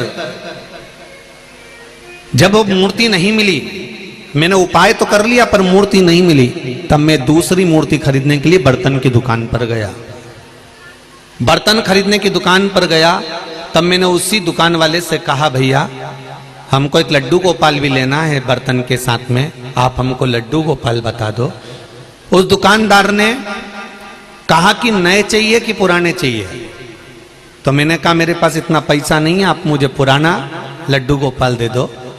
उसने पुराना लड्डू गोपाल जैसे ही लाकर मुझे दिखाया, मैं अपने लड्डू गोपाल को पहचान गया कि ये तो मेरे वही लड्डू गोपाल हैं जो चोरी हुए थे। और बाबा की कृपा से मेरा लड्डू गोपाल मिल गया। हालांकि मैंने दुकानदार को पैसे देकर वो लड्डू गोपाल लिए। बाबा की कृपा से 18 दिन के अंदर मैंने जो उपाय करा था, उस उपाय से मेरा लड्डू गोपाल मुझे वापस मिल ही गया। ये शिव कृपा। अब ऐसा पत्र जीवन में पहली बार मिला है, हो ध्यान रखना जरा। छत्तीसगढ़ से आई हूं, कहीं बैठी हूं सीमा जी। पत्र थोड़ा सा लंबा है, आप ही हैं, दोनों हाथ हिलाकर एक बार अभिवादन करें। बहुत बड़ा पत्र है, साड़ी की पिन भी इसमें टच है। ये पत्र बड़ा है ना, इसलिए 1 2 3 पत्रों 3 दूनी 6 पढ़ने पर लिखा हुआ है। आपने बड़े दिल से लिखा है, पिन भी बता रही है। हो तो अपना कोई सामान कोई ऐसे थोड़ी ना दे देता है टच करके। तो ये तो हृदय का भाव है। गुरुजी, भोलेनाथ से क्या कहूं, भोलेनाथ दया करना मैं तेरे भरोसे हूं। वाह वाह, बाबा की कृपा। गुरुदेव, जैसा कथा में सुनते हैं वैसा हमने पाया है। बहुत से रोगों से मुक्त कर दिया मेरे बाबा ने मुझे। पेट की समस्या ठीक हुई।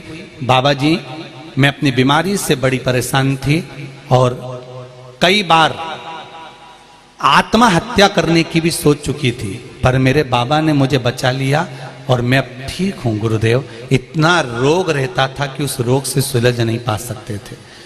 मैं 30 साल से किराए के मकान में दर-दर ठोकर खा रही थी, परंतु मेरे भोलेनाथ कुबेरेश्वर महादेव ने मुझ पर एक छोटा सा फ्लैट दिलवा दिया। अब मैं अपने मकान में रह रही हूं। बाबा को धन्यवाद करने आई हूं।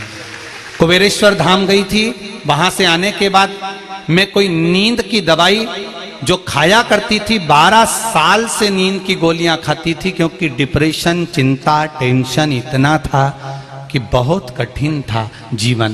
पर 12 साल से नींद की दवाइयां जो खा रही थी, वहां से कुबेरेश्वर महादेव से आने के बाद एक गोली भी नहीं खा रही हूं और चैन की नींद सो रही हूं। बाबा ने मेरे सब कार्य सफल कर दिए। बाबा,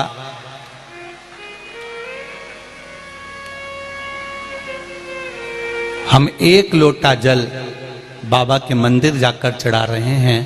जब से चढ़ा रहे हैं, बाबा ने हाथ पकड़ रखा है। गुरुदेव, मैं प्रणाम करने आई हूं। दीदी, श्री शिवाय नमस्तुभ्यम। बैठिए बैठिए। हर हर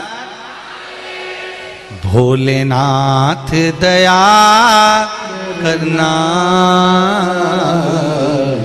मेरे भरोसे हूँ। जरा दम से तो बोलो, मैं तेरे भरोसे हूँ। मेरे बाबा दया करना, मेरे भरोसे हो। फिर निवेदन करूंगा, जैसा मेरी बहन ने लिखा, इतना डिप्रेशन, इतनी चिंता, इतनी परेशानी, जिंदगी का सारा दुख भगवान ने मुझको दे दिया। मरूं नहीं तो क्या, पर मरना उस समस्या का निदान नहीं है। कर्जा हो गया, हो जान दो। कोई पैसे खा गया, खा जान दो। कब्जा कर लिया, कर लेन दो। रिश्तेदारों ने जायदाद ले ली, ले लेन दो।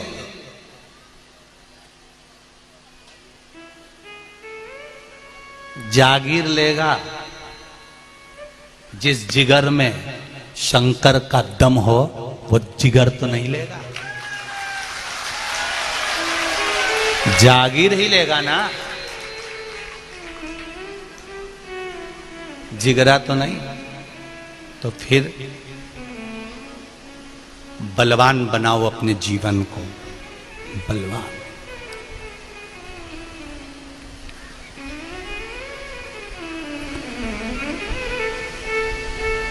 भारत की भूमि के सिंहासन पर बैठकर आत्मनिर्भर भारत का सपना कोई देख रहा है, और सपने को आपको भी दिखाया जा रहा है कि आत्मनिर्भर बनो।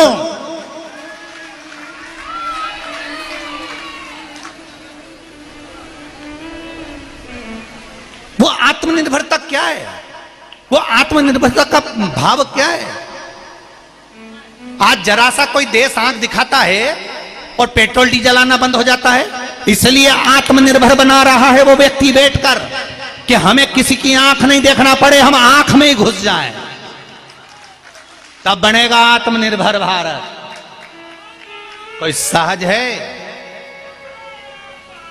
दूसरे के बल पर नहीं जीना। एक बुजुर्ग व्यक्ति की आंख खराब हो गई, अच्छे से समझ लो जरा आत्मनिर्भर भारत। एक बूढ़े व्यक्ति की आंख खराब हो गई, घर का बुजुर्ग था, डॉक्टर साहब को बुलाया। डॉक्टर साहब मुझे दिख नहीं रहा। डॉक्टर साहब कहने लगे तुम्हारी आंखें खराब हो गई, ऑपरेशन करा लो। डॉक्टर साहब ऑपरेशन नहीं कराऊं, अभी यार पैसे की व्यवस्था करना पड़ेगी, बाद में देखा जाएगा। 6 महीने बाद फिर डॉक्टर को बुलाया, आंखों से दिखना बंद हो गया। डॉक्टर ने कहा ऑपरेशन करा लो।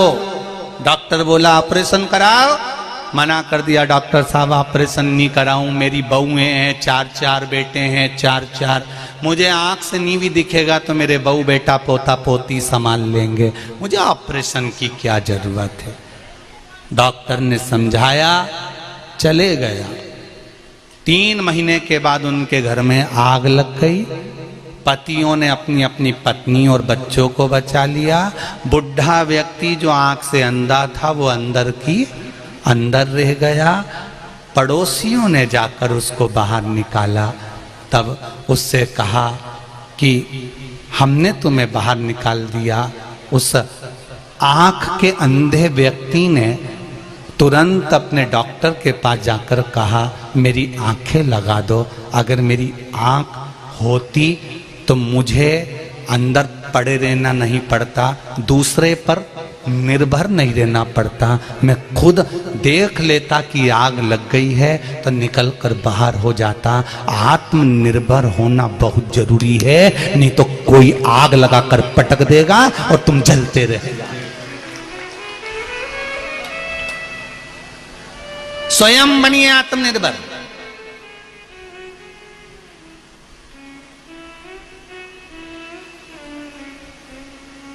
दूसरा धन खा गया, खजान दो। दूसरा पैसा खा गया, खजान दो। हम कर्जे में डूब गए। अरे डूब गए तो क्या हुआ, निकलोगे तो। कर्जे में आज डूबे हो, कल थोड़ी ना डूब पाओगे। तकलीफ आ गई, फसल नहीं हुई, व्यापार नहीं चल रहा, नौकरी नहीं हो रही, मत ओन दो ना। शंकर का भजन तो करो, एक लोटा जल चढ़ाना तो चालू करो, शंकर के मंदिर तो जाना चालू करो। एक एग्जाम दिया उसमें पास नहीं हुए, दूसरा एग्जाम दिया उसमें पास नहीं हुए, एक इंटरव्यू दिया उसमें पास नहीं हुए। अरे भारत का गौरव रहे पूर्व में समय के अनुसार एक स्मरण कराऊं, 15 बार इंटरव्यू दिया और 15 बार फेल हो गए, 15 बार चुनाव लड़े और 15 बार हार गए, तो भी हिम्मत नहीं आ रही। 16वीं बार फिर चुनाव लड़ने का सोच लिया तो जीत गए। तो ऐसे ऐसे पद हैं संसार में, तुम देखो तो कब तक हार भी कब तक हार देगी।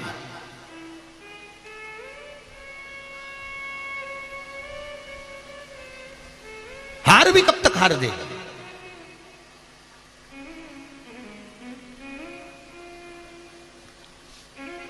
परसों भारत की बेटियों ने कमाल करा।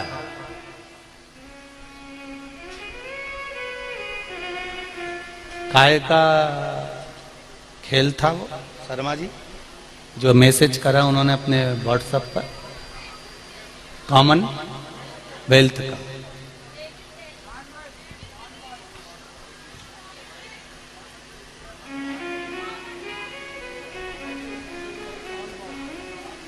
नॉन वॉल का कॉमनवेल्थ का जो गेम था, उन बेटियों ने मैसेज करा है व्हाट्सएप पर कि पूज्य गुरुदेव को बताना हम 3 बार हार चुके थे, 4थी बार हमने विचार कर लिया कि सोमवार का दिन है, काम करते हैं, सब सोमवार का व्रत रखते हैं और 1 लोटा पानी चढ़ाकर फिर चलते हैं। सोमवार का व्रत रखकर शंकर भगवान पर 1 लोटा पानी चढ़ाकर बेटियां चली गई और जीत कर फिर जीत अपने हाथ में लेकर आ गई। इसको कहते हैं शिव भक्ति।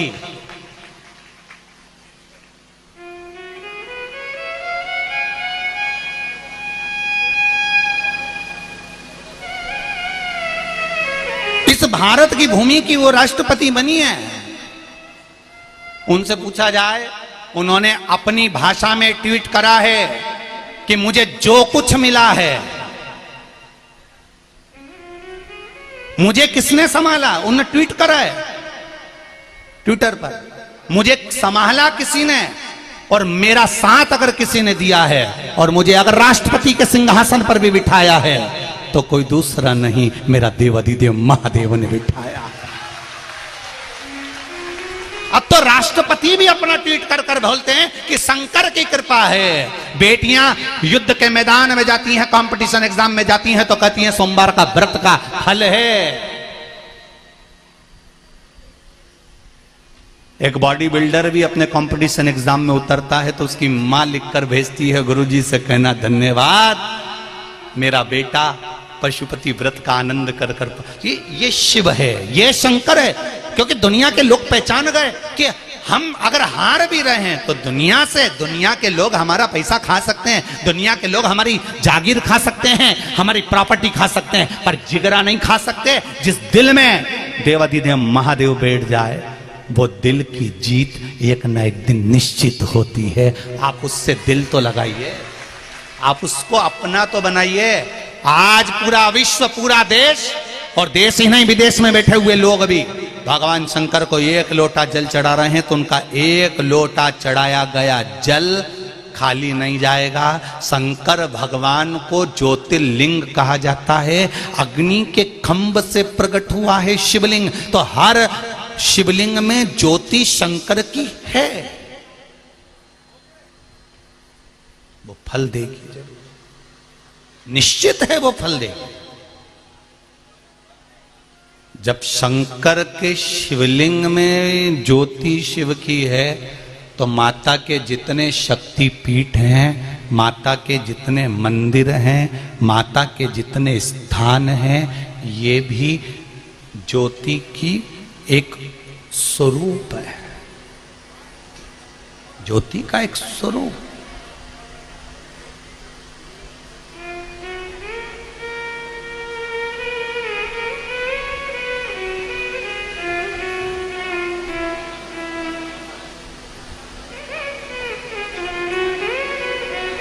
ज्योति का स्वरूप। और घबराना नहीं है, मैं फिर निवेदन करूंगा, मरने का प्लान चेंज कर दो। अगर कोई सोच के बैठा कि हमारा इतना कर्जा हो गया, हम तो इतने दुखी हो गए, हम इतने तकलीफ में आ गए, हमारा इंटरव्यू नहीं निकल रहा, हम पास नहीं हो रहा है, चिंता छोड़ो।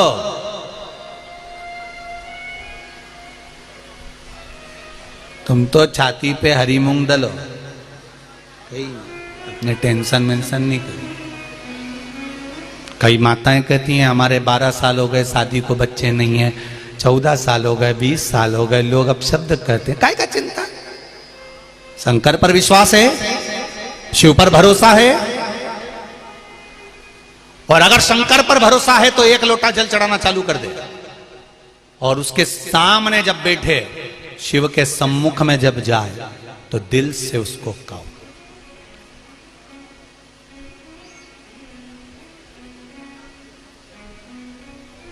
दिल से कहो उसको। एक पत्र आया, उस पत्र में लिखा था, गुरुजी एक बार आपने कहा था कि शंकर जी पे चढ़ी हुई वस्तु नहीं खाना चाहिए। एक पत्र में गुरुजी आपने एक बार कथा में कहा था कि शिव जी पे चढ़ा हुआ सामान नहीं खाना चाहिए, वो बैरागी, त्यागी, साधु, संत, सन्यासी, तपस्वी, साधक, उपासक उनके हिस्से का होता है। केवल नर्मदेश्वर महादेव कैसे होते हैं जिन पर चढ़ा हुआ खा सकते हो, तो हम लोग बेलपत्री खाते हैं, तो वो खाएं कि नहीं खाएं। हमने अगर कहा है तो एक बात हमने आपको बार बार कही है कि शंकर जी से एक बेलपत्र अगर खाने की ला रहे हो तो क्या बोलकर लाना कि बाबा औषधि दे दीजिए। बोला कि नहीं बोला था? अरे बोलो तो जम के, बोला था ना।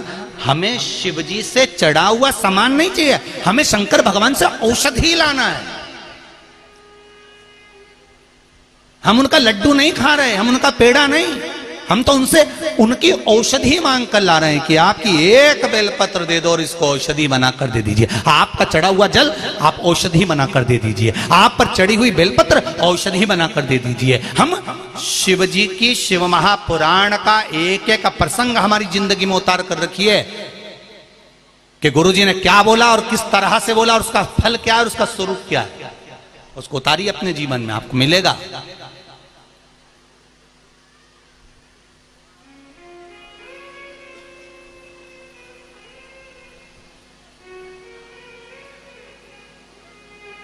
और एक बात ध्यान रखिएगा, व्यासपीठ से जितना पहले, आज भी शर्मा जी और गोयल जी जानते होंगे, दिन भर हमारे कमरे में हम किसी को आने नहीं देते, ये जानते हैं शर्मा जी। और आपने देखा होगा दिन भर हमारी केवल एक पढ़ाई चलती रहती है, ये शिव पुराण भली और बाबा भला। दिन भर जितना आपको, और आज से नहीं पहले से नियम है, व्यासपीठ से वही बताया जाता है जो शिव महापुराण में या गर्ग संहिता में या स्कंद पुराण में, पद्म पुराण में, नर्मदा पुराण में, लिंग पुराण में, भविष्य पुराण में, देवी भागवत में जो हमको निचोड़ मिल जाता है उसको लिखकर रख लेते हैं और उसको रखकर फिर आप तक पहुंचाया जाता है, जिससे ये जीवन का कल्याण कर सके, जो शास्त्र के अनुकूल हो, शास्त्र के अनुकूल।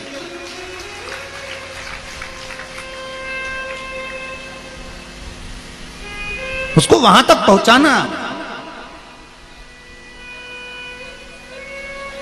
उसका फल कितना है, उसका स्वरूप कितना है, उसका आनंद कितना है। महाराज शिव महापुराण की कथा कहती है, भगवान शंकर का चरित्र कथा है। माता पार्वती जी ने जो तप साधना करी, उस तप साधना से ज्योति प्रकट हो गई। जैसे ही ज्योति प्रकट हुई तो शंकर भगवान ने आकर दर्शन किया। दर्शन किया, पार्वती से पूछा, पार्वती, हे पार्वती उठो, दर्शन करो तुम मेरा। पार्वती नेत्र खोलकर भगवान का दर्शन करती है तो उन दोनों के बीच में एक ज्योति खड़ी थी, एक ज्योति का पुंज खड़ा था। शंकर भगवान ने पार्वती से कहा, पार्वती ये कौन है? पार्वती जी कहती हैं, मेरी तप साधना से, मेरे तेज से ये अग्नि का एक ज्योत उत्पन्न हुई है। शिव जी कहते हैं ये आपके और हमारे बीच में प्रकट हुई है, इसलिए ये हमारी पुत्री के रूप में मानी जाएगी। आज से ये हमारी पुत्री का भाव इसमें प्रकट रहेगा। जो ज्योति भगवान के मंदिर में लगाई जाती है, जो ज्योत भगवान के मंदिर में प्रकट करी जाती है, वो ज्योति कोई और नहीं, मेरे शंकर भगवान पार्वती, भगवान शिव और पार्वती के तेज पुंज से प्रकट हुई एक कन्या के रूप में है। जिसको ज्योत्सना, ज्योति, कल्याणी, यज्ञेश्वरी कहा जाता है।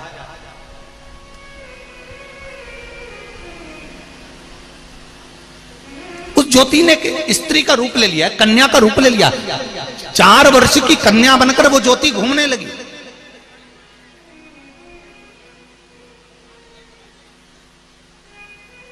चार वर्ष की कन्या बनकर ज्योति घूमने लगी।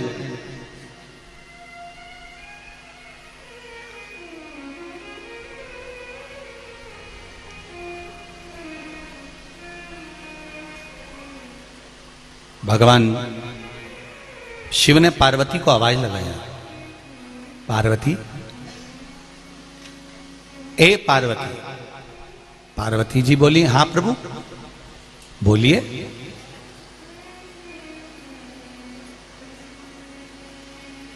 आज ज्योति नजर नहीं आ रही है, यज्ञेश्वरी नहीं दिख रही है, आज कल्याणी गई कहां?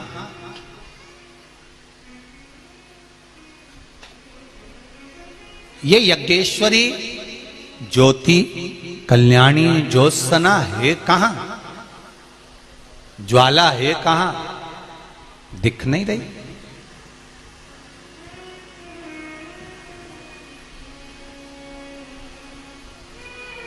पार्वती मैया ज्योति को ढूंढने के लिए गई। हिमालय के शिखर पर, हिमालयों की गुफा में पार्वती मैया अपनी पुत्री ज्योति को ढूंढ रही हैं।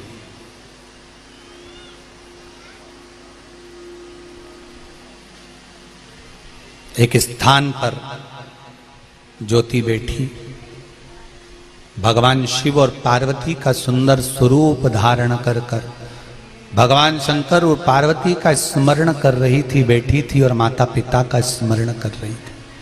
पार्वती जी का दर्शन हुआ। पार्वती जी ने उसको उठाया, उठाकर पूछा, क्या चाहती हो तुम ज्योति? ज्योति कहती है, ज्योत्सना कहती है, यज्ञेश्वरी कहती है, मां मैं माता और पिता को छोड़कर कहीं जाना नहीं चाहती। मैं अपने माता पिता के संग में हमेशा रहना चाहती हूं। मैं अपने माता पिता को छोड़कर कहीं जाना नहीं चाहती। पार्वती जी ने वचन दे दिया, सुनो ज्योति, मैं तुम्हें वर देती हूं, मैं जहां पर विराजमान रहूंगी उस जगह पर अगर ज्योति नहीं होगी तो मैं उस पूजन को कभी स्वीकार नहीं करूंगी। शंकर भगवान ने भी वर दे दिया, सुनो ज्योति, जहां शंकर भगवान का ये शिवलिंग विराजमान होगा, चाहे वो कंकर, पाषाण, माणिक, मोती, पारद, स्फटिक, जो भी शिवलिंग होगा, चाहे वो घर में हो, चाहे वो मंदिर में हो, चाहे वो खुले स्थान पर हो, जहां शिवलिंग होगा उस शिवलिंग में तेरा स्थान जरूर होगा। तो वो शिवलिंग को ज्योतिर्लिंग का रूप भी कहा जाता है। जहां शिव है वहां ज्योति है, जहां पार्वती है वहां ज्योति है। अब समझना अपने को ये है, कोई भी पूजन हो, कोई भी अनुष्ठान हो, कोई भी यज्ञ हो, कोई अवसर हो, कोई पूजन हो, कोई पाठ हो, कोई अनुष्ठान हो, उस अनुष्ठान में सबसे पहला काम होना चाहिए कि दीप प्रज्वलन हो। क्या होना चाहिए? दीप प्रज्वलन, दीप जलना चाहिए। इसलिए आप लोगों को कहते हैं कि ये अंग्रेजों की जो नई नई लीलाएं हैं कि केक काटो और मोमबत्ती बुझाओ और हैप्पी बर्थडे ने टू यू गाओ, ये